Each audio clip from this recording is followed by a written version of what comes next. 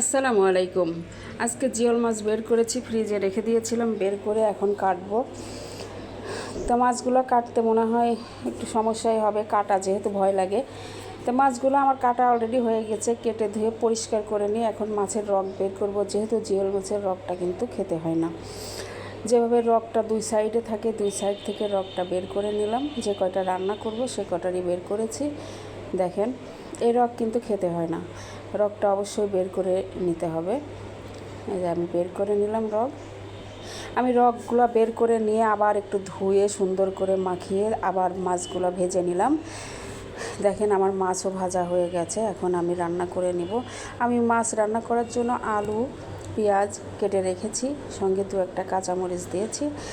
আমি রান্না করার জন্য চুলায় চলে গেছি। আমার আলু কষানোর পথে, কষানো হয়ে গেছে। দেখেন, মাশাআল্লাহ দেখতে অনেক সুন্দর হয়েছে আলুগুলো। দেখেন, আমি আলু পেঁয়াজ সুন্দরভাবে কষিয়ে পানি দিয়ে দিব, তারপরে রান্না হয়ে যাবে। যে রান্না হয়ে গেল আমার তরকারিটা। দেখেন, জিওল মাছের তরকারি কিন্তু একটু পাতলা ঝোল ভালো লাগে।